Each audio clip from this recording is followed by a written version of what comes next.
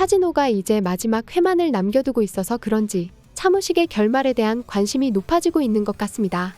차무식의 성장 과정을 어린 시절부터 지금까지 보여줬잖아요. 그래서 그런지 차무식이 이런저런 나쁜 짓을 저지른 게 있는데도 불구하고 마지막이 비극적인 엔딩이 아니었으면 좋겠다고 생각하시는 분들이 많으신 것 같은데요.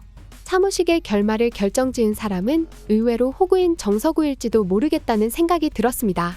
정석우는 차무식의 카지노에서 도박에 빠져 가진 돈과 회사를 전부 날려버렸는데요. 차무식은 정석우가 도박을 끊지 못할 것이라는 사실을 이미 예견하고 있었던 것 같습니다.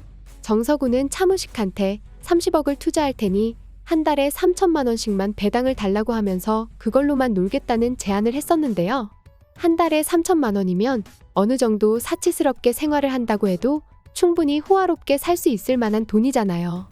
차무식이 정석우한테 그런 배당을 주겠다고 결정한 건 그런 돈이 손에 주어진다고 해도 더 큰 돈으로 도박을 하던 정석우가 결국은 답답함을 참지 못하고 자기한테 다시 돈을 다 빼갈 것이라는 미래를 예상했기 때문인 것 같습니다.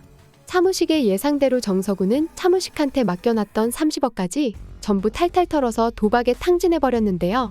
이번에 차무식이 양정팔과 통화한 내용을 들어보면 카지노의 결말에서 정석우가 차무식의 운명을 결정지을 중요한 인물일지도 모르겠다는 생각이 들어요.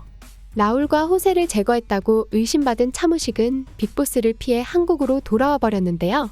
차무식이 한국으로 돌아온 핑계가 정석우가 갚지 않고 도망간 500만 원을 받아오겠다는 거였습니다.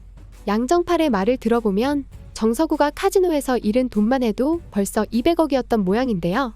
200억을 잃은 사람한테 500만 원 정도를 개평을 떼어준다고 생각해버리는 게 훨씬 쉽겠지만 차무식은 굳이 그 돈을 받겠다고 한국으로 귀국했습니다. 양정팔은 정석우가 이제 집도 없어서 모텔 같은 곳에서 숨어 산다는 이야기를 했는데요. 양정팔이 정석우의 연락처는 모르지만 정석우 아들의 연락처는 안다고 그랬죠.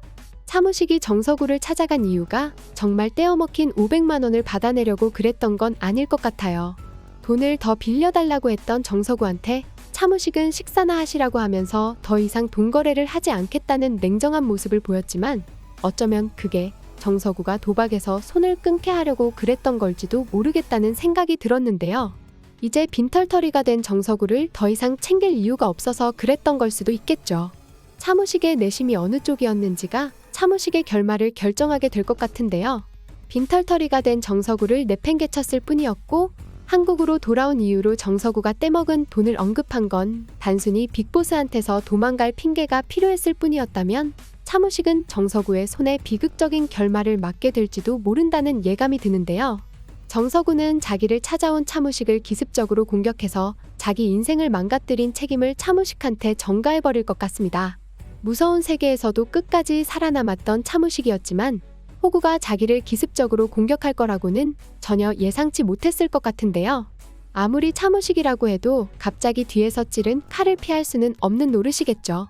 하지만 차무식이 정석우를 찾아간 이유가 마지막 온정을 베풀기 위해서였다고 하면 전혀 다른 결말로 이어질 가능성도 있을 것 같습니다. 차무식은 나락에 빠진 정석우한테 다시는 도박을 하지 않겠다는 조건으로 그가 잃은 돈 일부를 돌려주거나 혹은 회사를 다시 운영할 수 있게 해줄 것 같은데요.